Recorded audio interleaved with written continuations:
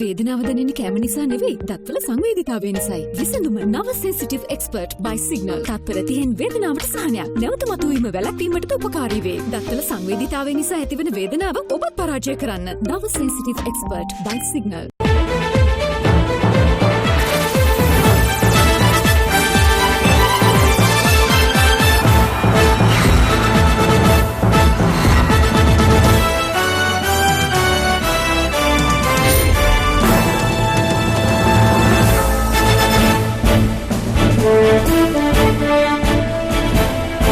අයිබෝවන් සුබ සන්ධ්‍යාවක්. සියලු සමීක්ෂණ වාර්තා නැවත නැවතත් තහවුරු කළ ලංකාවේ අංක 1 ප්‍රවෘත්ති ප්‍රකාශය. පැත්ත ගියත් පැත්ත කියන හිරු සවසහාය 55 සමගෙන ඔබ හමු වන මම මලින්ද තිරිමාන්න. මම ශශිකලා කඳුබඩාරච්චි. ප්‍රථම නවදානය ප්‍රධාන ප්‍රවෘත්ති සිරස්තල වෙත.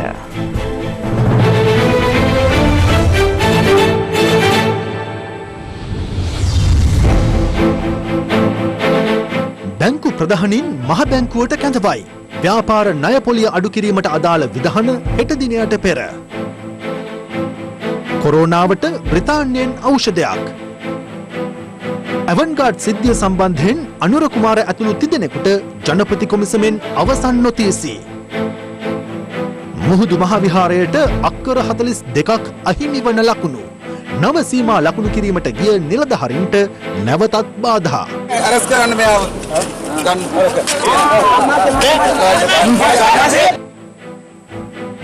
ඉන්දු චීන දේශ සීමා ගැටුම් වලින් ඉන්දිය බටයින් 20ක් මරුට.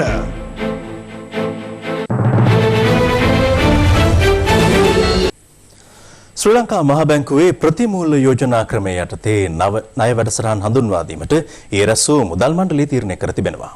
එම පහසුකම දේශීය ව්‍යාපාර වෙත බෙදී යාමේ සහතික කරමින් වාණිජ්‍ය බැංකුව විසින් 4% පොලි අනුපාතකයක් යටතේ ව්‍යාපාරවලට ණය ලබා දෙනු ඇති. මහ බැංකුව මෙම තීරණවලට එළඹී ජනාධිපතිවරයා සමග ඊයේ පැවති සාකච්ඡාවෙන් අනතුරුවයි.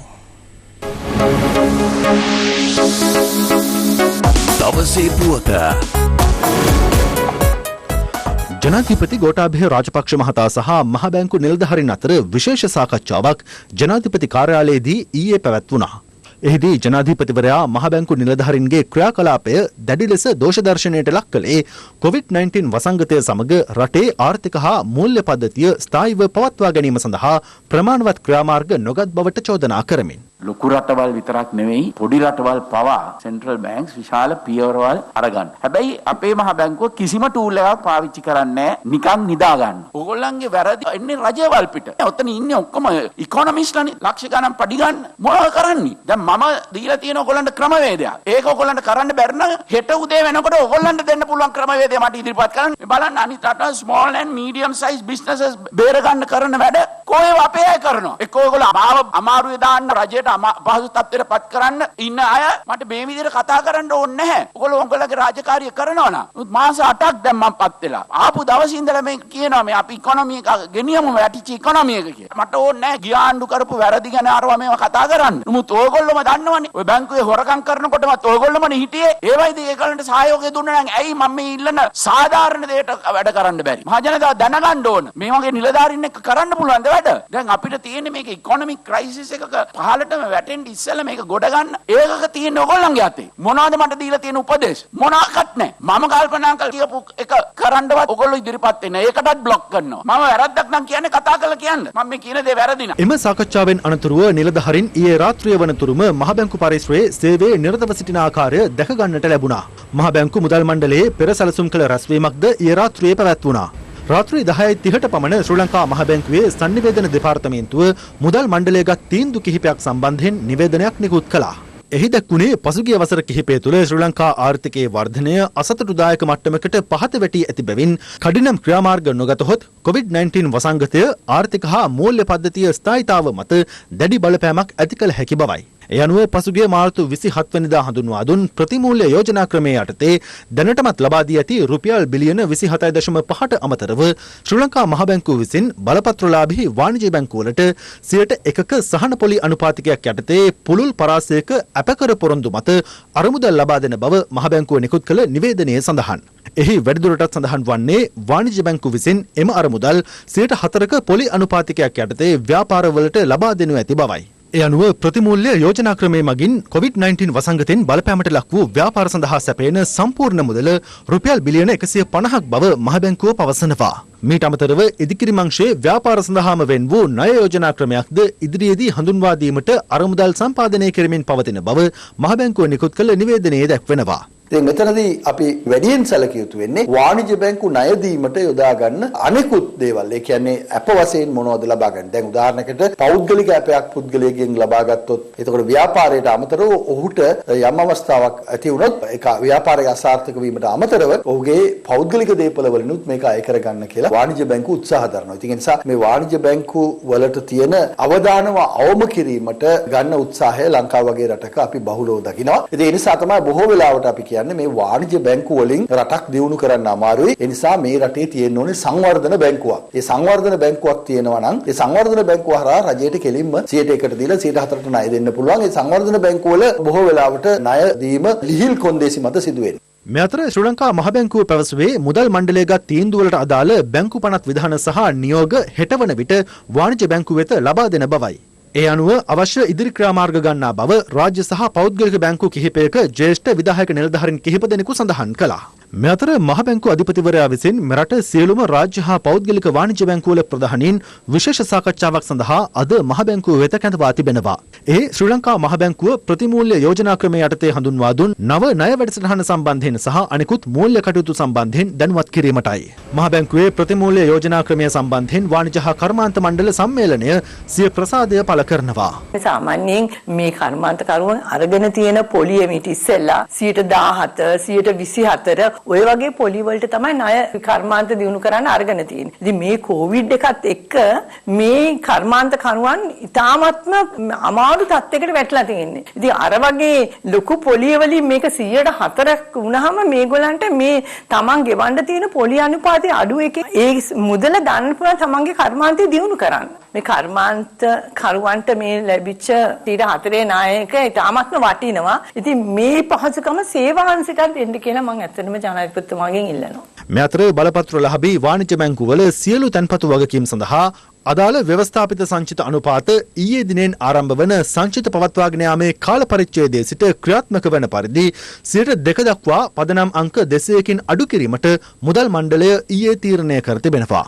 ඒ අනුව දේශීය මුදල් වෙළඳපොළ වෙත රුපියල් බිලියන 115ක අතිරේක ද්‍රව්‍යශීලතාවයක් සැපයන අතර එමගින් වාණිජ්‍ය බැංකුවල අරමුදල් පිරිවැය අඩු කිරීමටත් ආර්ථිකය ණය ප්‍රවාහ ගලා යාම වේගවත් කිරීමටත් මූල්‍ය පද්ධතියට හැකියාව ලැබෙනවා. වාණිජ්‍ය බැංකුව මිනිසුන්ගෙන් තැන්පතු ලබාගෙන ඒ තැන්පතු වලින් කිසියම් ප්‍රමාණයක් මහ බැංකුවේ තැන්පත් කළ යුතුයි. අන්නේ මහ බැංකුවේ තැන්පත් කළ යුතු අනුපාතයට අපි කියනවා ව්‍යවස්ථාපිත සංචිත අනුපාතය කියලා. එතකොට මේ වාණිජ්‍ය බැංකුවල ණය ප්‍රසාරණය කරන්න නම් මහ බැංකුව ඒ ව්‍යවස්ථාපිත සංචිත අනුපාතය අඩු කරන්න ඕනේ. දැන් ඊයේ ව්‍යවස්ථාපිත සංචිත අනුපාතය අඩු කරලා තියෙනවා. ඒ අඩු කිරීම නිසා වාණිජ්‍ය බැංකුවලට පුළුවන් වැඩිපුර මුදල් පුද්ගලයන්ට ණය දෙන්න. අනිත් පැත්තට මේ වාණිජ්‍ය බැංකුවල තියෙන ද්‍රව්‍යශීලතාවය ඔවුන් භාවිතා කරන්නේ නැහැ. කෙටි කාලීන අපසුරකුම් නොමැති ආයතන සඳහා ණය දෙන්න. එනිසා ආර්ථික අර්බුදයක අවධියකදී අවදානමක් දැරිය යුතුයි. නැත්නම් ආර්ථික අර්බුදයෙන් ගොඩ එන්න බෑ. දවසේ පුවත ජනාධිපතිවරයා ශ්‍රී ලංකා මහ බැංකු නිලධාරීන් හමුවේ සිදු කළ කරුණු පැහැදිලි කිරීම පිළිබඳව අද පක්ෂ විපක්ෂ දේශපාලඥයින් මෙලෙස අදහස් පළ කළා.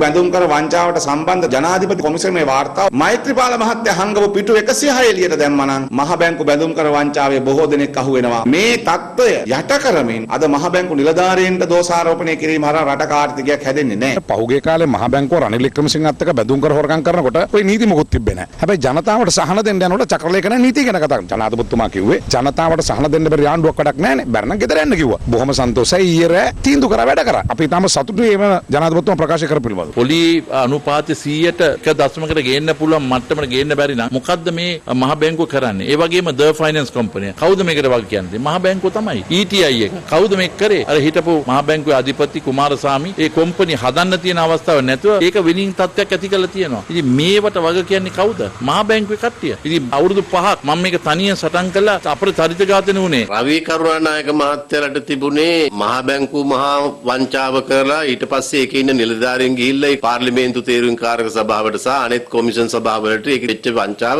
පැහැදිලිව නම්ගම් සහිතව හෙළිදරව් කරා. ඒගොල්ලොන්ට තිබුණේ ඒකේන්තිය. නමුත් ගෝඨාභය රාජපක්ෂ ජනාධිපතිතුමන් කිව්වේ COVID-19 ප්‍රශ්නයෙන් පස්සේ අසරණ වෙලා ඉන්න මේ රටේ කර්මාන්තකරුවට ව්‍යාපාරිකයට රජය විසින් දීලා තිබෙන උපදෙස් අනුව මහ බැංකුව කටයුතු නොකිරීම පිළිබඳ ප්‍රශ්නය. මම දන්නේ ඊයේ මහ බැංකුවේ මෑත කාලේ පළවෙනි වතාවට රාත්‍රී කාලේ ලයිට් පත්තු වෙලා තිබුණා. අද උදේ වෙනකොට ඔවුන් ධනාත්මක ප්‍රතිචාරයක් දක්වලා තිබුණා ඒ සාකච්ඡාවේ ප්‍රතිඵලයක් හැටියට. මේ වගේ වෙලාවකට තමයි ඔය PhD ගහපු අර උපාධි ගත්තු මහත්තුරුන්ගේ මොළ වැඩ කරන්න ඕනේ. ඉතින් මේ මොළ අයිස් පෙට්ටි වල දාලා ගල් ගැහිලා නම් පොඩ්ඩක් සිද්ධ වෙනවා ඒ ගල් ගැහිච්ච තත්ත්වය වෙනස් කරන්න බලපෑමක් කරන්න. දැන් මහ බැංකුවේ අධිපතිවරයා හෙට ඇවිල්ලා කිව්වොත් එම ඊළඟ පාර්ලිමේන්තුවේදී කෝප් කමිටුවට ජනාධිපතිතුමා කැඳවලා මට මේක කරන්න කිව්වා ඒක හින්දා මම මේක කරා කියලා. ඒක උත්තරයක්ද? ඒක පිළිගන්න බෑ පාර්ලිමේන්තුවට. දැන් පාර්ලිමේන්තුවක් නැහැ කියලා ඉරලා ඔක්කොම දේවල් ව්‍යවස්ථාවට පිටින්ම කරන්න බෑ. ඊයේ ජනාධිපතිතුමා කිව්ව නිසා ඔය තීන්දුව తీරන අරන් තියෙනවා නම් ඒ තීන්දුව తీරනවල සියලු බලපෑමේ වගකීම ජනාධිපතිතුමා බාර ගන්නවද? දල් ඇමතිවරයා විදියට අගමැතිතුමත් මේ පිළිබඳව අධ්‍යයනය කළා. එතුමත් ඒ තොරතුරු ජනාධිපතිතුමාට වාර්තා කරනවා. නිතරම ජනාධිපතිතුමා කිව්වේ ජනාධිපතිතුමාගේ තනි මතයට කියපු දෙයක් නෙමෙයි. අගමැතිතුමා කැබිනට් මණ්ඩලය අපි කතා කරපු දේ තමයි ජනාධිපතිතුමා කිව්වේ. දැන් මේ විදිහට රජයේ නිලධාරීන්ට හතර අතේ බනින්නේ ඇත්තටම ආර්ථිකය හදන්නද නැත්නම් කොහොමත් හදන්න බැරි තත්වයකට මේ පහුගිය මාස 8 පත් වෙලා තියෙන මේ ආර්ථිකය විනාශ වීමෙන් වුණු පාඩුව දේශපාලනඥයන්ගෙන් ගලවලා මහ බැංකුවේ නිලධාරීන් මත තියලා සතුටක් ඇති කරන්නද කියන කාරණය අපිට තේරුම් ගන්න වෙනවා. ඉතින් මහ බැංකුව පහුගිය කාලේ හරියට වැඩ කරලා නම් ETI එකද ෆිනාන්ස් එක ඔහොම තත්ත්වයට වැටෙන්නේ නැහැ. එතකොට නිලධාරීන්ට කිව්වේ වැඩ කරන්න කියන එක තමයි කිව්වේ. වැඩ කරන මිනිස්සුත් එක්ක වැඩ කරන්න ඕනේ. තනුතුරු තියාගෙන පුටුරත් කරනවට වඩා එළියට බහැලා වැඩ කරන්න ඕනේ. ඒක තමයි තුමා කිව්වේ. මං හිතන්නේ ලොකු වෙනසක් ඇති වෙන්න හොඳ ප්‍රකාශයක් කියලා මං කියන්නේ. 2014 වසරේ අලුත්ගම දර්ගා නගරයේ නොසන්සුන්කාරී තත්ත්වයක් හටගත් අවස්ථාවේ එවැනිම නොසන්සුන්තාවක් නැගෙනහිර පළාත තුළද සිදු කිරීමට සහරාන් ඇතුළු පිරිසක් සැලසුම් කළ බව පාස්කුවරදා ත්‍රස්ත ප්‍රහාරය පිළිබඳ විමර්ශනය කරන ජනාධිපති කොමිසමේදී අනාවරණ වුණා. ඒ නැගෙනහිර හිටපු ආඥාපති ලෙස කටයුතු කළ විශ්‍රාමික මේජර් ජෙනරාල් ඇන්ඩ්‍රුලාල් පෙරේරා මහතා කොමිසම හමුවේ සාක්ෂි ලබා දුන්න අවස්ථාවේදී 2011 වසරේ සිට 2015 වසර දක්වා නැගෙනහිර පළාත් ආඥාපති ලෙස කටයුතු කර මේ වන විට විශ්‍රාම ගොස් සිටින මේජර් ජෙනරල් ඇන්ඩ්‍රුලාල් පෙරේරා මහතා පාස්කු ප්‍රහාරය පිළිබඳ විමර්ශනය කරන ජනාධිපති කොමිසම හමුවේ සාක්ෂි ලබා දෙමින් සඳහන් කළේ එවක නැගෙනහිර පළාත සඳහා විශේෂ බුද්ධි අංශ ඛණ්ඩ දෙකක් ස්ථාපිතව තිබූ බවයි. නැගෙනහිර පළාත තුළ සිදුවන කටයුතු මාසිකව සමාලෝචනය කිරීම 2011 වසරේ සිට 2015 වසර දක්වා අඛණ්ඩව කළ බව සඳහන් කළ ඔහු ඒ හරහා බොහෝ තොරතුරු එක්රැස් කර ගැනීමට හැකි වූ බව කොමිසම හමුවේ පෙන්වා දුන්නා. කොමිසමෙහිදී විමසුවේ තරම් ප්‍රබල ලෙස ක්‍රියාත්මක වූ බුද්ධි අංශයකට පසුව සිදු වූයේ කුමක්ද යන්නයි. 2015 වසරේ නව රජයේ පැමිණීමෙන් පසු බුද්ධි අංශ ක්‍රමයෙන් දුර්වල වීමට විවිධ කරුණු බලපෑ බව පෙන්වා දුන් සාක්ෂිකරු පැවසුවේ ඇතැම් බුද්ධි අංශ නිලධාරීන් අත්අඩංගුවටපත් වූ අතර සෙසු නිලධාරීන් වැඩි ප්‍රමාණයකට ස්ථාන මාරුවීම් ලැබුණු බවයි. අපි පවත්වාගෙන ගිය බුද්ධ්‍යංශය හරියට පවත්වාගෙන ගියා නම් ඔය සාරාන්ලතිය කවුරුත් මේවා ඉන්නේ අපි පෙර දැනුම් දීම අපිට ගොඩක් ලැබෙනවා. ඉතින් ඒක අඩපණ වෙනවා කියලා තමයි මම හිතන්නේ 2015 පස්සේ. ඔය සාරාන් සහ ඒ ඕනම ගෲප් එකක් රැයට ඕන විදිහ කරගෙන ගියාම තිකරු ජනාධිපතිතුමාගේ යටතේ මේ වෙනකොට මම දැනුවත් හොඳ බුද්ධි ජාලයක් පවත්වාගෙන යනවා. 100% මට විශ්වාසයි කිසිම දෙයක් සිද්ධ වෙන්නේ නැහැ කියලා. මේ අතර සහරාන් හෂීම්ගේ සහෝදරයා වන රිල්වාන් හෂීම් කාත්තන්කුඩියේ සිදු වූ පිපිරීමකින් තුවාල ලබා සිටියේදී ඔහුව කාත්තන්කුඩියේ සිට කොළඹ ජාතික රෝහලට ඇතුළත් කරවීමට සහ පිපුරුම් අවස්ථාවේදී රිල්වාන්ට ප්‍රථමාධාර ලබා දීමට උපදෙස් දුන් කොළඹ ජාතික රෝහලේ විශේෂඥ විකලාංග වෛද්‍යවරයෙක් පාස්කු කොමිසම හමුවේ ඊයේ සාක්ෂි ලබා දුන්නා. විශේෂඥ වෛද්‍යවරයා සාක්ෂි ලබා දීමට පෙර කොමිසමෙන් ඉල්ලා සිටියේ ජනමාධ්‍ය ඉවත් කරන ලෙසයි. එහිදී කොමිසම එම අවස්ථාවට ඉඩ නොදී එම වෛද්‍යවරයාගේ නම සඳහන් නොකරන ලෙස මාධ්‍යවේදීන්ගෙන් ඉල්ලා සිටියා. අනතුරුව සාක්ෂි ලබා දෙමින් විශේෂඥ වෛද්‍යවරයා සඳහන් කළේ 2018 අගෝස්තු 27 වැනි දින අලුයම 1:38ට පමණ තමන්ගේ පාසල් කාලයේ මිතුරෙකු වූ මොහොමඩ් අල්යා රිලා නම් පුද්ගලයා විදේශීය දුරකථන අංකයකින් නැමතුමක් ලබා දුන් බවයි. තමාගේ මිතුරෙක් ගෑස් සිලින්ඩරයක් පිපිරීමකින් තුවාල ලබා ඇති බැවින් ඔහුට ලබා දිය හැකි වෛද්‍ය ප්‍රතිමාධාර ගැන රිලා විමසා තිබෙනවා.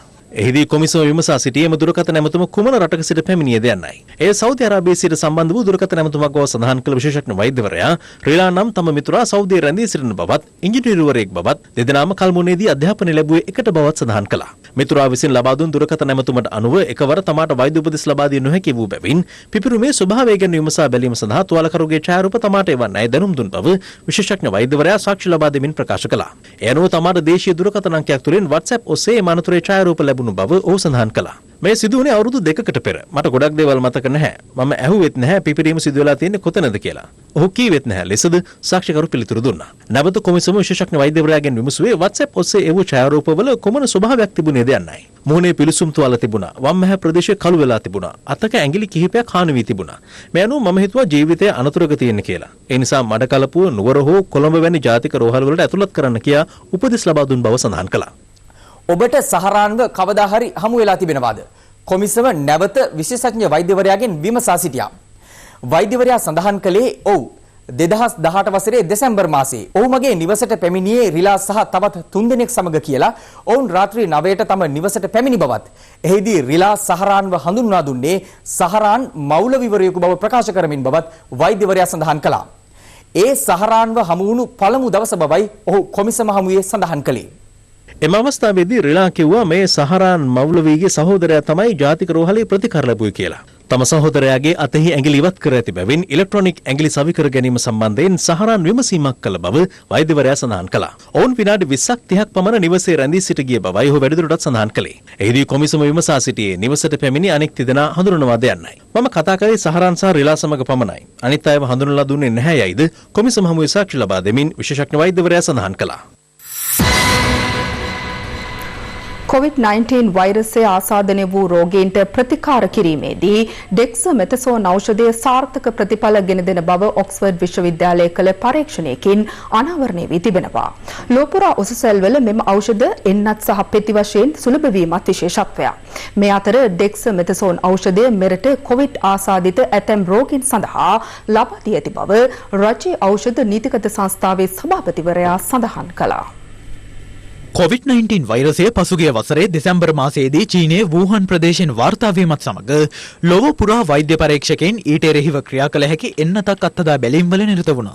කෙසේ වෙතත් එම කිසිදු අත්හදා බැලීමකට සාර්ථක ප්‍රතිඵල අත්කර ගැනීමට හැකි වූයේ නැහැ. එවන් පසුබිමක බ්‍රිතාන්‍ය ඔක්ස්ෆර්ඩ් විශ්වවිද්‍යාලයේ පරීක්ෂණයකින් පසුව කළ අනාවරණයක් වෙත මුළු ලෝකයේම අවධානය යොමු වුණා.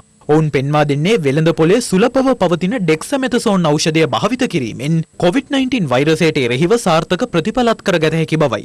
මෙම ඖෂධය මගින් ශ්වසන ආධාරකවල සිටින රෝගීන්ගේ මරණ අවදානම 3න් 1කින් අඩු කරන අතර ශ්වසන ආධාරක අවශ්‍ය නොවන පුද්ගලයින්ගේ මරණ අවදානම 5න් 1ක් බවට ඔක්ස්ෆර්ඩ් විශ්වවිද්‍යාලයේ පරීක්ෂණවලට අනුව අනාවරණ වී තිබෙනවා. COVID-19 වෛරසය බ්‍රිතාන්‍යය තුළ ව්‍යාප්තිය ආරම්භ දිනේ සිට මෙම ඖෂධය භාවිතයෙන් මිනිස් ජීවිත 5000ක් පමණ ආරක්ෂා කරගත හැකි වූ බව ඔක්ස්ෆර්ඩ් පරීක්ෂකයින් පෙන්වා දෙනවා. කෙසේ වෙතත් දකුණු කොරියානු රෝගපාලනය හා වැළැක්වීමේ මධ්‍යස්ථානය අනුතුරුවඟ වන්නේ ඩෙක්සමෙතසෝන් භාවිතය ඇතැම් විට ප්‍රතිශක්තිකරණ පද්ධතියට අතුරු ආබාධ ඇති කර හැකි බවයි. බ්‍රිතාන්‍ය රජයේ ප්‍රධාන වෛද්‍ය උපදේශක මහාචාර්ය ක්‍රිස් විටි ට්විටර් පණිවිඩයක් නිකුත් කරමින් පවසන්නේ මෙමගින් මුළු ලෝකයේම මිනිස් ජීවිත ආරක්ෂා කර ගැනීමට හැකිවනු ඇති බවයි. මෙම ඖෂධය 1977 වසරේ සිට ලෝක සෞඛ්‍ය සංවිධානයේ අත්‍යවශ්‍ය ඖෂධ ලයිස්තුවටද ඇතුළත් කර තිබෙනවා. ආතරයිටිස්, ඇදුම සහ චර්ම රෝග සඳහා ලොව බොහෝ රටවල මෙම ඖෂධය භාවිතයට ගෙනෙන අතර එමගින් ප්‍රතිශක්තිකරණ පද්ධතියට වන හානි වළක්වා ගැනීමටද හැකියාව පවතිනවා. බ්‍රිතාන්‍ය සෞඛ්‍ය අංශ සහ ඔක්ස්ෆර්ඩ් විශ්වවිද්‍යාලය කළ පරීක්ෂණ සම්බන්ධව ලෝක සෞඛ්‍ය සංවිධානයේ ප්‍රධානී වෛද්‍ය ටෙඩ්රෝස් ඇනොම් පවසන්නේ COVID-19 මරණ අවම කිරීම සඳහා සාර්ථක ප්‍රතිඵල අත්කර දුන් පළමු ඖෂධය මෙය බවයි. මෙමගින් ලොව බොහෝ රටවල COVID-19 ආසාදිතයින්ද සුවපත් කරනු ඇති බව ලෝක සෞඛ්‍ය සංවිධානය පවසනවා. ඒ අනුව අදාළ පරීක්ෂණ වාර්තාව ඉදිරියේදී එළිදැක්වීමට නියමිතයි. මෙවන් පසුබිමක ඩෙක්සමෙතසෝන් ඖෂධය මෙරට COVID-19 ආසාදිතයින් සඳහා භාවිත කිරීම සම්බන්ධයෙන් රාජ්‍ය ඖෂධ නීතිගත සංස්ථාවෙන් අප විමසීමක් කළා. මේ ඩෙක්සමෙතසෝන් කියන ඖෂධය පටක ඉදිවීම වැළැක්වීම සඳහා දෙන ඖෂධයක්. ඒකවල මේක සුලභව තියෙන ඖෂධයක්. නමුත් මේ පරිශ්‍රණයට අනුව ප්‍රතිඵල පෙන්වලා තියෙන්නේ දැඩි සත්කාර ඒකකවල ප්‍රතිකාර ගන්නා දැඩි ලෙස ගිලන් වෙච්ච අයට පමණයි. ලංකාවේ තියෙන තත්ත්වය ගත්තොත් පේන බහුතරයක් රෝගීන්ට තියෙන්නේ මධ්‍යම හෝ සුළු ප්‍රමාණයේ රෝග ලක්ෂණ නිසා මේ වෙලාවේදී ඩෙක්සමෙතසෝන් කියන ඖෂධය අපේ රෝගීන්ගේ අති සුළුතරයකට පමණයි අවශ්‍ය වෙන්නේ. නමුත් භාවිතා කිරීමේදී සම්පූර්ණ තීන්දුව ගන්නේ දැඩි ලෙස ගිලන් වෙච්ච රෝගීන්ව රැකබලා ගන්නා විශේෂඥ වෛද්‍යවරු. මම හිතන හැටියට ඒ අය මේ වෙනකොට ඇතැම් රෝගීන්ට භාවිතා කරලා තියෙනවා ලංකාවේ.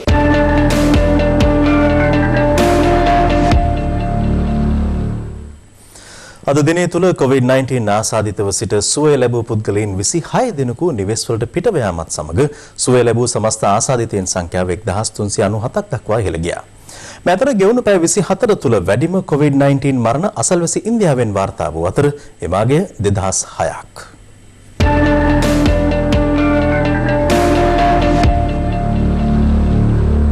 ඊයේ වාර්තා වූ ආසාදිතයින් 10 දෙනා අතරින් 6 දෙනෙකු නිරෝධායන මධ්‍යස්ථානවල රඳවා සිටින නාවික හමුදා සමාජිකයින් වෙනවා. සෙසු සිව් දෙනා ඉරානයේ සිට මෙරටට පැමිණීමෙන් පසු නිරෝධායන මධ්‍යස්ථානවල රැඳී සිටින අයයි. මේ අතර COVID-19 ආසාදනය වූ නාවික හමුදා සමාජිකයින් 734 දෙනෙකු මේ වන විට පූර්ණ සුවය ලබා ඇති බව නාවික හමුදා පවසනවා. COVID-19 වසංගතය පැතිර යාමත් සමග මෙරටට පැමිණීමට නොහැකිව තමිල්නාඩු ප්‍රාන්තයේ රැඳී සිටි ශ්‍රී ලාංකිකයින් 53 දෙනෙකු අද අලියම මෙරටට පැමිණියා.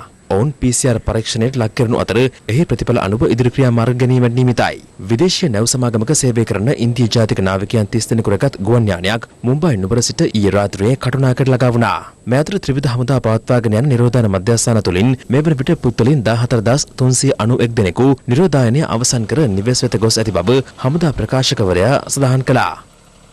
අද දින යුවල් 1026 දරන මගේ ගුවන් යානය මගින් චෙන්නයි සිට මගින් 53 දෙනෙක්ද 6E9091 දරන මගේ ගුවන් යානය මගින් මුම්බයි සිට මගින් 16 දෙනෙක් සහ ඩුබායි සිට මගින් 291 දෙනෙක් වශයෙන් මගින් 360 දෙනෙකු මෙරටට පැමිණීමට නියමිතව තිබෙනවා. ඔවුන් ත්‍රිවිධ හමුදා විසින් මෙහෙවනු ලබන නිරෝධායන මධ්‍යස්ථාන වෙත නිරෝධායන කටයුතු සඳහා යොමු කිරීමට නියමිතව තිබෙනවා. ඒ අනුව යුද හමුදා විසින් පවත්වාගෙන යන පූනානි නිරෝධායන මධ්‍යස්ථානයේ නිරෝධායනය වූ 218 දෙනෙකු නිවෙස් වලට පිටත්ව ගියේ මේ ආකාරයෙන්.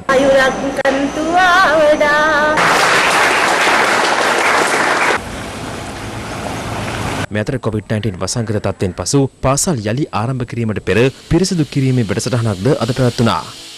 සියලුම පාසල් පරිශ්‍රයන් කොරෝනා වෛරසය සහ ඒ වගේ විශේෂයෙන්ම ඩෙන්ගු උදුරස් සම්බන්ධයෙන් සැලකිල්ලට අරගෙන පිරිසිදු කරලා විස බීජ හරණය කිරීම වැඩපිළිවෙලක් අද දවසේදී ආරම්භ කළා. ඒ වගේ සමගාමීව මේ මාසේ 29 වෙනිදා ඉඳලා 5 වෙනිදා දක්වා කාල සීමාව තුළ සියලුම ශ්‍රී ලංකා පොලිසිය පාරිසරික අංශයන් සහ ප්‍රජා පොලිස් අංශයන් දෙවල්පත්තු මලගුරු දෙගුරු සංගම් සමග එකතු වෙලා ඉවරලා ඒ ප්‍රදේශවල පාසල් පිරිසිදු කිරීමේ කටයුත්ත සූදානම් කරලා තියෙනවා. මේ වන විට ලොව පුරා සිදුව ඇති සමස්ත COVID-19 මරණ සංඛ්‍යාව 4,46,750ක් දක්වා ඉහළ ගොස් ඇති අතර වාර්තා වන ආසාදිතයින් සංඛ්‍යාව 82,කට අධිකයි. ගෙවුණු දිනය තුළ ඉන්දියාවෙන් COVID-19 මරණ 2006ක් වාර්තා වී ඇති අතර එය මෙතෙක් දිනක් තුළ ලෝකයෙන් වාර්තා වූ වැඩිම COVID මරණ සංඛ්‍යාවයි.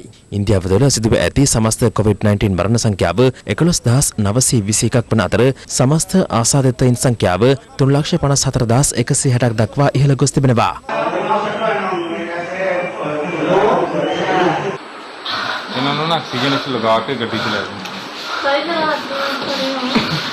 චෙන්නයි කාංචිපුරම් ඇතුළු නගර පහක් එළවෙන සිකුරාදා සිට මුළුමනින්ම වසා දැමීමටයි තමිල්නාඩු ප්‍රාන්ත රජය පියවරගෙන ඇත්තේ. චීනෙන් COVID-19 දෙවන රැල්ලක් මතුවීම හේතුවෙන් බීජින්හි පාසල් සහ විශ්වවිද්‍යාල යලි වසා දැමීමට බලධාරීන් පියවරගත් අතර නගර 30ක් මේ වන විට මුළුමනින්ම වසා දමා අවසන්.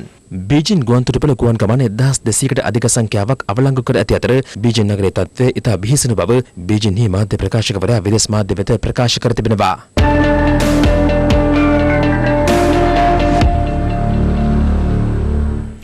අගෝස්තු පළමු වෙනිදා සිට ගුවන් තොටුපළ විවෘත කිරීමත් සමග මෙරටට පැමිණෙන සංචාරකයන් සියල්ලන්ටම විශේෂ වැඩපිළිවෙලක් ක්‍රියාත්මක කරන බව සංචාරක සහ ගුවන් සේවා අමාත්‍ය ප්‍රසන්න රණතුංග මහතා පවසනවා. මේ අතර ප්‍රවාහන සේවා කළමනාකරන අමාත්‍ය මහින්ද අමරවීර මහතා පැවසුවේ ප්‍රමිතියෙන් යුතු බස් රථ මිලදී ගැනීම සඳහා පෞද්ගලික අංශයට අඩු පොලේ ණයක් ලබා දීමට කැබිනට් මණ්ඩලයේ අවධානය යොමු ඇති බවයි. අද උදෑසන තිබුණු කැබිනට් රැස්වීමේදී ප්‍රමුඛතාවය ලැබුණා පෞද්ගලික අංශයට 104 පොලියට නවීන බස් රථ මිලදී ගැනීම සඳහා අවස්ථාව ලබා දෙන්න. පතුල පහළ නැත්නම් ලෝ ෆ්ලෝ කියන බස් රථ වලට තමයි අවස්ථාව හිමි වෙන්නේ. ඒකෙදි එක කොන්දේසියක් තිබෙනවා. දැනට තිබෙන බස් රථයක් ඉවත් වුණාට පස්සේ වෙනුවට තමයි දෙන්නේ. ප්‍රමුඛතා මන්ත්‍රීරුව ඒකේ තමයි සාර්ථක වෙලා තිබෙනවා. දෙවැනි අදියර විදියට 22 වෙනිදා සිට බොරැල්ලේ සිට කොළඹ දක්වා මේ බස් මන්ත්‍රීරුව ක්‍රියාත්මක වෙනවා. මේ අතර අගෝස්තු පළමු වෙනිදා සිට මෙරට ගුවන්තොටුපළ විවෘත කිරීමත් සමග සංචාරකයන්ට ක්‍රියාත්මක කරන විශේෂ වැඩපිළිවෙල සම්බන්ධයෙන් දැනුවත් කිරීමට ප්‍රවෘත්ති සාකච්ඡාවක් පැවැත්වුණා. අපි අගෝස්තු 1 වෙනිදා ගුවන්තොටුපළ විවෘත කරන්න වැඩපිළිවෙලක් කරගෙන යනවා. ආරක්ෂාව සුරක්ෂිත කරමින් තමයි ඒ කටයුත්ත කරන්නේ. අගෝස්තු 1 වෙනිදායින් පස්සේ සංචාරකයන්ටත් ඒ වගේම විදේශ රටවල ඉන්න ශ්‍රමිකයින්ට එකම නීතියක් තමයි ක්‍රියාත්මක කරන්නේ. මේ ක්‍රියාවලිය ගුවන්තොටුපළේදී ආරම්භ වෙන්නේ කොටස් 3කින්. පළවෙනි PCR ටෙස්ට් එකේ බාර වෙන්නේ ගුවන්තොටුපළට. සාමාන්‍ය සාමාන්‍යයෙන් පැය 4ක් නැත්නම් 6ක් ගත වෙනවා මේ PCR ටෙස්ට් එක ඉවර කරලා ඔවුන්ට රිසල්ට්ස් ලබා දෙන්න. විශාල සංචාරක ප්‍රමාණයක් අගෝස්තු මාස පළවෙනි දින පැමිණෙන්න පටන් ගත්තොත් ඔය සියලු දෙනාම ගුවන්තොටුපළේ තබාගෙන මේක කරන් ගියොත් ඒක ලොකු ප්‍රශ්නයක් බවට පත් වෙනවා. මේ එන සෑම මගින් වෙන වෙනම හෝටල් වල ඔවුන්ට තබාගෙන මේ පැය 4-5 ඔවුන්ට යම්කිසි වෛරසයක් තියෙනවද? වැඩිපුර එන්න පටන් ගත්තොත් ගුවන් යාන මත්තල පාවිච්චි කරන්න ඕනේ ඉදිරියට. PCR ටෙස්ට් එකක් ඒගොල්ලන් එන්න ඉස්සෙල්ලා ගන්න ඕනේ. පැය 72කට ඉස්සෙල්ලා. දෙවෙනි ටෙස්ට් එක ගන්න ඕනේ ආවහම. නෙගටිව් වුණාම තමයි ඒගොල්ලන් අර සර්ටිෆයිඩ් තැනකට යන්න පුළුවන්. තුන්වෙනි එක වෙන්නේ දවස් 5යි 7යි අතර. කවුරු හරි සංචාරයක එන්න ඕන නම් ඒ හැමෝම ඔන්ලයින් වීසා ඇප්ලිකේෂන් එකක් ගන්න ඕනේ. ඉන්න දවස් ගාන. ඔයාගේ ප්ලෑන් එක මොකද්ද? තියෙන බුකින් එක කො කියන්න ඕනේ කොහෙද ඉන්නේ කියලා මේ ඇප්ලිකේෂන් එකේ. නිකන් බස් වල කෝච්චි වල යන්න බෑ. ඒගොල්ලන්ගේ ට්‍රාන්ස්පෝර්ට් එක ප්ලෑන් කරලා ඒක හෝටලෙන් ගන්න ඕනේ. මේ අතර පාසල් නැවත ආරම්භ කිරීමත් සමග සිසුන් ප්‍රවාහනය සිදු කළ යුතු ආකාරය සම්බන්ධයෙන් විශේෂ සාකච්ඡාවක් අධ්‍යාපන අමාත්‍යාංශයේදී පැවැත්වුණා.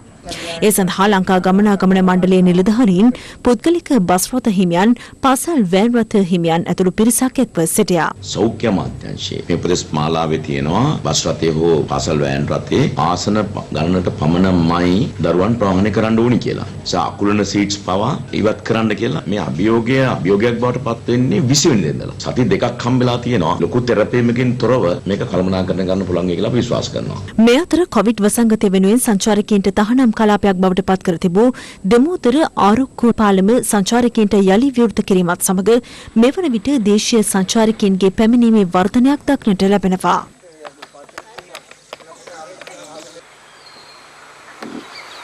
කොරෝනා වසංගතය අපි ගෙවල් වල හිර වෙලා හිටිය මාස 3ක්. ඉතින් චේන්ජ් එකකටත් ඒක කියලා අපි ආවා මෙතනට. නයිනාෂ් බලන්නත් ආවා.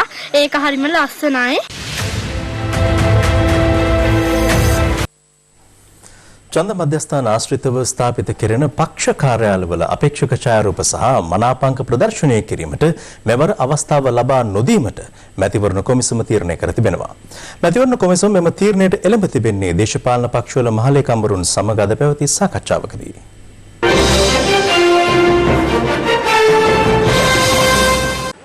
පාර්ලිමේන්තු මැතිවරණය පැවැත්වීම සම්බන්ධයෙන් ගත යුතු ක්‍රියාමාර්ග පිළිබඳ සාකච්ඡා කිරීමේ අරමුණින් මැතිවරණ කොමිසමේ සභාපතිවරයා සහ පක්ෂ ලේකම්වරුන් අතර මෙම සාකච්ඡාව අද පෙරවරුවේ පැවැත්වුණේ මැතිවරණ කොමිෂන් සභා පරිශ්‍රයේදී. එහිදී සෑම ඡන්ද මධ්‍යස්ථානයකටම අදාළව ස්ථාපිත කෙරෙන පක්ෂ කාර්යාලයේ සිය මනාපංක සහ ඡායාරූප ප්‍රදර්ශනය කිරීමට අපේක්ෂකයන්ට අවසර ලබා දෙන ලෙස පක්ෂ ලේකම්වරුන් මැතිවරණ කොමිසමෙන් ඉල්ලීමක් කර තිබෙනවා.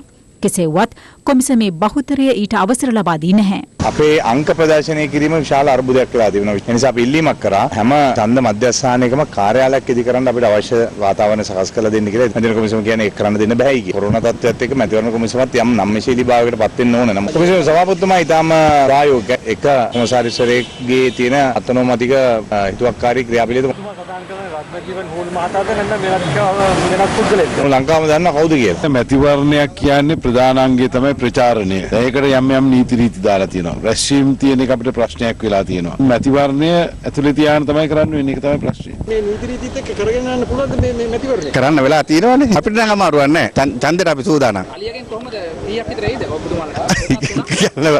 බලන්නකො මොකද වෙන්නේ? ඡන්ද ප්‍රචාර කටයුතු වල කාර්යාල පවත්වාගෙන යාම යම් ව්‍යාකූලත්වයක් නිර්මාණය වීම ඉඩකඩක් ඇති වී තිබෙනවා. සැබවින්ම ගත්තොත් ප්‍රශ්නේ තිබෙන්නේ කොමිෂන් සභාවෙන් නෙවෙයි. මේ නීති යාවත් කාලින් නොවීම. නීති කැඩීම සඳහා කොමිෂන් සභාවට පෙළඹීමේ තරම් යුක්ති සහගත නැහැ. මහින්ද දේශප්‍රිය මැතිතුමා සභාපතිවරයා හැටියට එයට අනුගත වෙන්න උත්සාහ කරත් අනිත් සමාජිකයන් දෙදෙනාම ඒකට දැඩි ලෙස විරුද්ධ වුණා. බහුතරයක් විසින් ගත්ත වැරදි තීරණයක් හැටියට තමයි මම නම් දකින්නේ. මේ අතර මහ මැතිවරණයේ සම්බන්ධයෙන් වූ විශේෂ සාකච්ඡාවක් ජනාධිපති ගෝඨාභය රාජපක්ෂ මහතා සහ මැතිවරණ කොමිසම අතර අද පසුවරුවේ පැවැත්වුණා. ජනාධිපති ලේකම් කාර්යාලයේදී අද පසුරු 4ට පමණ ආරම්භ වූ මෙම විශේෂ සාකච්ඡාව සඳහා මැතිවරණ කොමිසමේ සභාපති මහින්ද දේශප්‍රිය මහතා ඇතුළු පිරිසක් සහභාගී වුණා. මැතිවරණයට අදාළ වියදම් පිළිබඳ මෙන්ම නිදහස් හා සාධාරණ මැතිවරණයක් වෙනුවෙන් ජනාධිපතිවරයාගේ මඟ පෙන්වීම පිළිබඳ මෙහිදී අදහස් හුවමාරු කරගෙන තිබෙනවා. රටේ පවතින වත්මන් දේශපාලන තත්ත්වය සම්බන්ධයෙන් පක්ෂ විපක්ෂ දේශපාලඥයින් මෙලෙස අදහස් පළ කළා. සජිත් ප්‍රේමදාස මහත්තයා කටෙන් බතලකොළ හිටවන්න නම් හරිම දක්ෂයා. දැනට ආණ්ඩු පිහිටවනවා නෙමෙයි. සජිත් ප්‍රේමදාස මහත්තයා නාම යෝජනා දුන්න අපේක්ෂකයෝ ටික ඡන්ද ඉවරනකන් තියාගත්තොත් එතුමාට ලොකු දෙයක්. ජනාධිපතිවරණයේදී අපිට අවස්ථාව ලැබුණේ ජනහමු 154ක් කරන්න. මෙදා පාර මන් 1000ක් කරනවා. අනිත් නායක කාර්යකාරීන්ටත් කියනවා පුළුවන් නම් එන්න කියලා මාත් එක්ක රැස්වීම තරගයක් කරන්න. සමගි ජන බලවේගය බිහි කරේ එක්සත් ජාතික පක්ෂයේ කෘත්‍යාධිකාරී මණ්ඩල. හොර ගිවිසුම් කාර්යෝ ටික අයින් වෙලා, බැංකු හොරු අයින් වෙලා, පිරිසිදු වෙලා. බලවේගය හදා ගන්නකොට අපේක්ෂක හොයාගත්තේ ලායට ගෙම්බෙක්කව කරනවා වගේ. දැන් ලායෙන් එක එක ගෙම්ම පයින්නවා. පැහැදිලිවම පෙනී යනවා. දැවැන්ත පරාජයක් හිමිනවා කියලා. මම හිතන මංගල සමරවීර මැතිතුමා තමන්ගේ පෞද්ගලික තීන්දුවක් අපිට ඒක කිසි ප්‍රශ්නයක් නැහැ. ජනතාව ඉන්නේ අපුත් එක්ක. අද ඒගොල්ලන් බෝඩ් ලෑල්ලකට අලියා ලකුණට සීමා වෙච්ච කාණ්ඩායමක් වෙලා ඉන්නවා. දැන් මොකද පළාත් පාලන മന്ത്രിවරුන් තේරීපත් වෙලා තින්නේ අලියා ලකුණේ. දැන් වැරදිලාවත් ටෙලිෆෝන් එකට වැඩ කරොත් එහෙම කිසිම සැකයක් නැහැ. රනිල් මහත්තයා කරන්නේ മന്ത്രിකම ගලව දානවා. ජනාධිපති දිනා ගන්න බැරි වෙච්ච සජිත්ට මහමැතිවරණයක් දිනන්නේ කොහොමද කියන එක රටේ ජනතාව අහනවා. අපි ආණ්ඩුව පීඩනවා. ඒක ඇත්ත. හැබැයි මේ සජිත්ව විනාශ කරපු එක්සත් ජාතිපක්ෂ විනාශ කරපු ඔය කිසි කෙනෙකුට සජිත් පීඩවන ආණ්ඩුවේ ඉඩක් නැහැ. මේ පක්ෂේ මම කලින් කටයුතු කරපුවා ඒක නිසා ඒ ඉතිහාසය හොඳට දන්නවා. එතන කවුරුවත් පුනරුත්ථාපනය කරන්න පුළුවන් දේශපාලන නායකයෙක් නැහැ. ඒ නිසා රනිල් වික්‍රමසිංහ මහත්තයාගේවත් සජිත් ප්‍රේමදාස මහත්මයාගේවත් කිසිදු දිනක මේ රටේ ආණ්ඩුවක් කරන්න ලැබෙන්නේ නැහැ කියන සහතිකය මම අද දෙනවා. අලියා ඉස්සරහින් කතරේ ගැහුවාම ඒ කතරේ වදින්නේ සජිත් ප්‍රේමදාස මහත්මයා මේ රට අගමැති කරන්න. දැන් මෙතන ඉස්සල්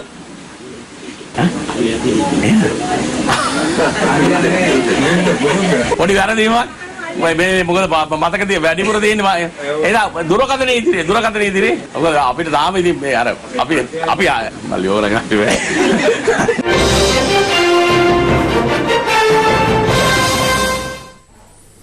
ETI සමාගම සහ ස්වර්ණමහල් ෆයිනෑන්ස් සමාගම 2012 වසරේ සිට පාඩු ලැබමින් තිබියදීත් එය මහ බැංකුව පිළිගත් මුල් ආයතනයක් බවට ප්‍රකාශයට පත් කිරීම හරහා තැන්පත්කරුවන් නොමග ගොස් ඇති බව අද අනාවරණ වුණා.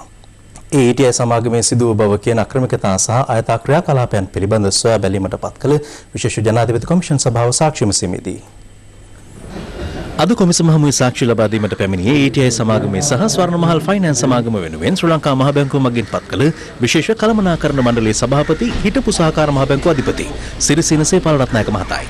එෙහිදී පළමුව කොමිසම සාක්ෂිකරුගෙන් විමසා සිටියේ ETI සමාගමට සහ ස්වර්ණමහල් ෆයිනෑන්ස් සමාගමට වෙනම කළමනාකරණ මණ්ඩලයක් පත් කිරීමේ අවශ්‍යතාව කුමක්ද යන්නයි. සාක්ෂිකරු සඳහන් කර සිටියේ 2012 වසරේ සිට දිගින් දිගටම පාඩු ලැබමින් සිටියේදීත් ETI සමාගම සහ ස්වර්ණමහල් ෆයිනෑන්ස් සමාගම දිගටම ගනුදෙනු සිදු කරගෙන යාම සහ තැන්පත්කරුවන්ගේ මුදල් බහර ගැනීම හේතුවෙන් එම ආයතන දෙක යථාපත් කිරීම සඳහා ශ්‍රී ලංකා මහ බැංකුව විසින් ලබා දෙන ලද උපදේශන ක්‍රියාත්මක කිරීම දිගින් දිගටම පැහැර හැරීම එවැනි කළමනාකරණ මණ්ඩලයක් පත් කිරීමට හේතු වූ බවයි. කොමිසමෙහිදී ප්‍රශ්න කර සිටියේ දිගින් දිගටම මෙම ආයතන දෙක දුර්වල වීමට හේතුව ශ්‍රී ලංකා මහ බැංකුව ලබා දුන් විධිවිධානවල ශක්තිමත් භාවයක් නොමැති නිසා යන්නයි.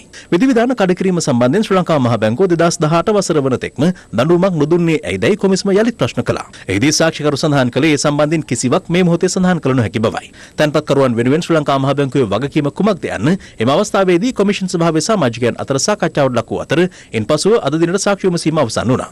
ETI ආයතනයේ බංකොලොත් කියලා තමයි මේ කෙටියමකුත් මෙයාලා අදහස් කරන්නේ. ඒතර ඒකේ සභාපතිතුමා තමයි ජීවක එදිරිසිංහ. අපි අද දවසේදී දුටුවා ඔහු පමණක් නියෝජනය කරමින් ජනපති නීතිඥවරයෙක් ඇතුළු තවත් නීතිඥවරුන් දෙදෙනෙක් පෙනී සිටිනවා. ඒතර ඒ අය වෙනුවෙන් වියදම් කරන්න මේ අයට සල්ලි කොහෙන්ද? මේ අහිංසක තැන්පත්කරුවන්ගේ ලබාගත් මුදල් තමයි මේ අය තව දුරටත් මේ නාස්ති කරලා ඕන් බේරෙන්න උත්සාහ කරන්නේ.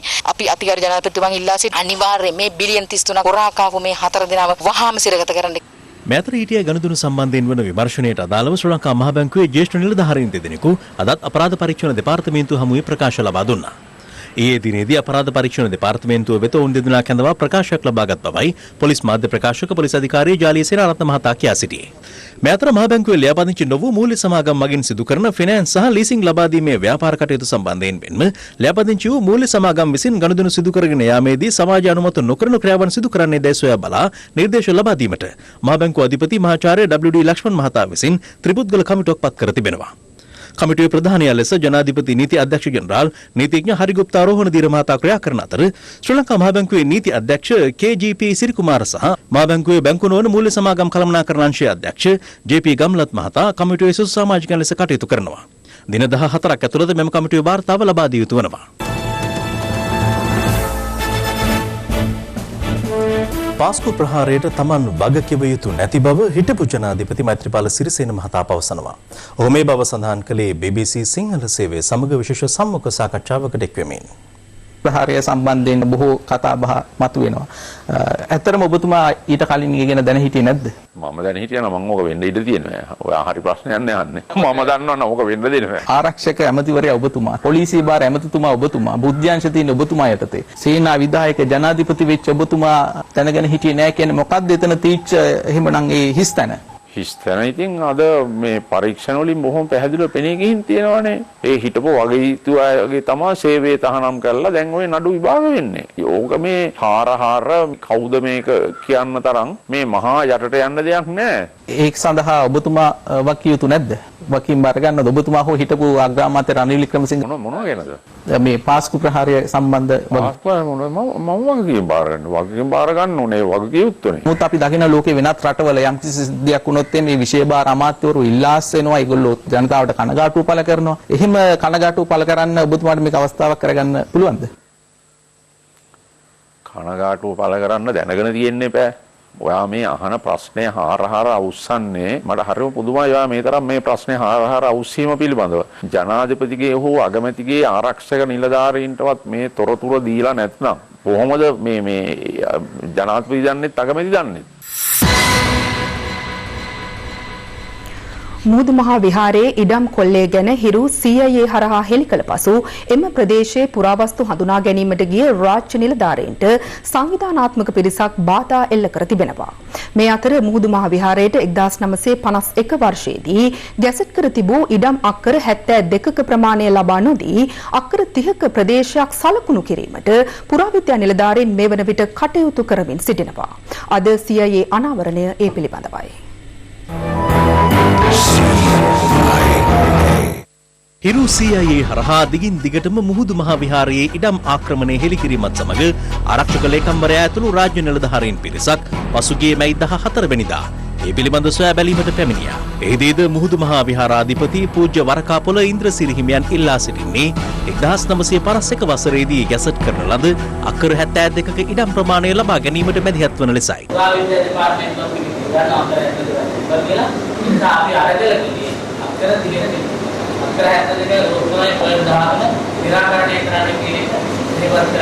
මෙම සාකච්ඡාවෙන් අනතුරුව මිනින්දෝරු දෙපාර්තමේන්තුව හා පුරාවිද්‍යා නිලධාරීන් පැමිණ මුහුදු මහා විහාරයට අයත් ඉඩම් හඳුනා ගැනීමේ කටයුතු ආරම්භ කළා. එහිදී සංවිධානාත්මක පිරිසක් පැමිණ රාජ්‍ය නිලධාරීන්ට බාධා කළේ මෙලෙසයි. කලබල කරලා කලබලේ ගොඩක් යනවා. ඒක කලබල කරන්න එපා ඉන්න පොඩ්ඩක් මේක. ඔයාලා ඉඳන් අල්ල ගන්න නෙවෙයි මේ. අපි බලන්නේ මොනවද? හරන රජවරු කරලා තියෙන ගල් දුන්නු ගල් වේට හෙල්ලි ඒවා තියෙනවා බලන්නේ. ඔයාලා කලබල වෙන්න එපා.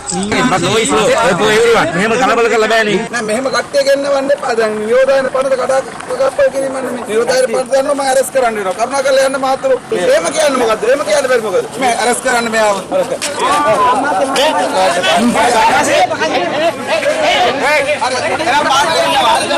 මට දන්නවා නීති ගැන මට දන්නවා. එනකෙ මේ මිනිස්සු කියනවා මේක කියන්නේ මාස් දාගෙන මේක දුර තියන්න. සංවිධානාත්මක පිරිසකගේ මෙවැනි බාධා කිරීම මැද පුරාවිද්‍යා නිලධාරීන් මුහුදු මහා විහාරයේ ස්වාමින් වහන්සේට දන්වා ඇත්තේ මැනීම් කටයුතු අක්කර 30කට පමණක් සීමා කරන බවයි. ඒ අනුව මුහුදු මහා විහාරයේ අක්කර 42ක උරුමය අහිමි වේද. මේ පිළිබඳව සිංහලයේ සංවිධානයේ මහලේකම් පූජ්‍ය මැඩිල්ලේ පඤ්ඤාලෝක හිමියන්ද මෙලෙස අදහස් පළ කළා. හිරු CIA වැඩසටහන නිසාම නැවත වතාවක් මුහුදු මහා විහාරය මේ රටේ බෞද්ධ ජනතාවට අත්පත් කර දීමේ කාර්යභාරය ගරු ආරක්ෂක ලේකම්තුමා ඇතුළු කණ්ඩායම් මහා විහාරයට ගිහිල්ලා තීන්දුව తీරන රාශියක් ගත්තා. මේ තීන්දුවවලදී පළවෙනි තීන්දුව තමයි 1952 ගැසට් මගින් ප්‍රකාශයටපත් කර තිබූ අක්කර 72යි රුට් 3යි පර්චස් 3ක භූමිය නැවත වතාවක් මුහුදු මහා විහාරයට අත්පත් කර දීමේ තීන්දුව. හැබැයි අද දවස වෙන විට පුරාවිද්‍යා නිලධාරීන් මුහුදු මහා විහාරයට ගිහිල්ලා ප්‍රකාශ කරලා තියෙනවා අපිට මුහුදු මහා විහාරයේ ගල් දාලා ලකුණු කරන්න කියලා තියෙන්නේ අක්කර 30ක භූමියක් කියලා. ඔවුන් දැන් සූදානම් වෙනවා අක්කර 30ක භූමියක් මුහුදු මහා විහාරයට වෙන් කරලා දෙන්න. සියලු තීන්දුව తీරන අරගෙන මාසයක් යන කලින් මේ තීන්දුව తీරන වෙනස් වුණේ කාගේ බලපෑමෙන්ද කියන කාරණාව පිළිබඳව අපිට විශාල විමතියක් තියෙනවා.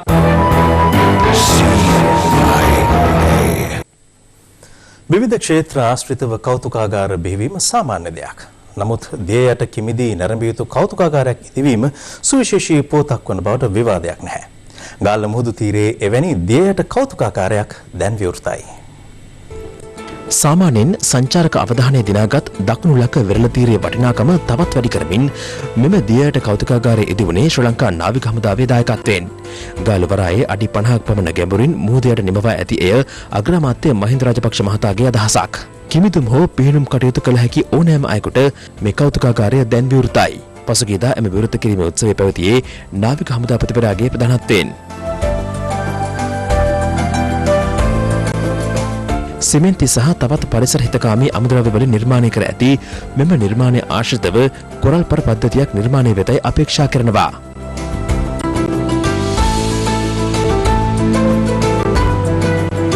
ඉවතලන කොන්ක්‍රීට් කොටස් යකඩ කොටස් අරගෙන අපි ඒවට වැලියු ඇඩිෂන් එකක් දීලා මේ මූර්ති සකස් කරන්න කටයුතු කළා. ඒ අනුව අපට අද හැකියාව ලැබිලා තිනවා. ඊටාත්ම අලංකාර කෞතුකාගාරයක් දියට ස්ථාපිත කරන්න. නොතිස් නිකුත් කර තිබියදී හේතු නොදන්වා කොමිසම හමුවේ පෙනී නොසිටීම හේතුවෙන් ජනතා ශක්ති පෙරමුණේ නායක අනුර කුමාර දිසානායක ඇතුළු බගෝතරකරුවන් 3 දෙනෙකුට එරෙහිව අවසන් වරට නොතිස් නිකුත් කිරීමට දේශපාලන පළගැලීම් පිළිබඳ විමසන ජනපති කොමිසම අද නියෝග කළා. ඒකුත් යහපාලන රජයේ සමයේ දේශපාලන පළගැලීම් වලට ලක් වූ බවට ඇවන්ගාඩ් සමාගමේ සභාපති නිශාංක සේනාධිපති මහතා විසින් කර තිබූ පැමිණිල්ලකට අදාළවයි. දැන් තවත් පුවත් සමගින් රට වටා හිරු. රට වටා හිරු. ස්වර්ගස්ථ වූ ගරු අර්නස්ට් පෝරතොට පියතුමන්ගේ දේහයට අග්‍රාමාත්‍ය මහින්ද රාජපක්ෂ මහතා අවසන් ගෞරව දැක්වුවා. මේ අතර අර්නස්ට් පෝරතොට පියතුමන් වෙනුවෙන් ජනාධිපති ගෝඨාභය රාජපක්ෂ මහතා ශෝක පණිවුඩයක් නිකුත් කර තිබෙනවා. ප්‍රකට ටෙලිනාට්‍ය සහ චිත්‍රපට අධ්‍යක්ෂවරයෙකු වූ චන්ද්‍රරත්න මාපිටිගමගේ කලාකරුවාගේ අභාව ප්‍රාප්ත දියණියගේ අවසන් කටයුතු අද පස්වරුවේ මහරගම ගොඩිගමුව පොදු සුසාන භූමියේදී සිදු කෙරුණා. රට වටා හිරු. දැන් ලොවට අහිරු. ලොව වටා හිරු. හිමාලයේ ඉන්දු චීන දේශ සීමාවේදී ඉන්දියා හා චීන හමුදාවන් අතර ඇති වූ ගැටුම් වලින් ඉන්දියා සෙබළුන් 20 දෙනෙකු මිය ගොස් තිබෙනවා. දෙපාර්ශවයේම සමාජිකයින්ට ප්‍රහාර එල්ල වූ බවට වාර්තා වුවද චීනය මෙතෙක් තම පාර්ශවයට සිදු වූ හානිය පිළිබඳ ප්‍රකාශ කර නැහැ. චීන විදේශ කටයුතු අමාත්‍යාංශය චෝදනා කරන්නේ ඉන්දියා සෙබළුන් පළමුව තම දේශ සීමාවට ඇතුළු වූ බවයි. ඉන්දියා අග්‍රාමාත්‍ය නරේන්ද්‍ර මෝදි ලඩාක්හි උද්ගත වී ඇති තත්ත්වය සම්බන්ධයෙන් සාකච්ඡා කිරීමට සර්වපාක්ෂික රැස්වීමකට වීඩියෝ තාක්ෂණය ඔස්සේ අද සහභාගී වුණා. ලොව වටා හිරු. ඒ සමගින් දැනට අපි සමුගන්නවා. තත්ත්වනොකත් ඇත්ත දැන ගැනීමේ අයිතිය තවදුරටත් තහවුරු කරගන්නට තිරේ දිස්වන පරිදි හිරු SMS ප්‍රවෘත්ති සේවාව ඔබේ ජංගම දුරකථන ජාලයට අනුව සක්‍රිය කරගන්න. මෙම රාත්‍රී 9:55ට. ආයුබෝවන්.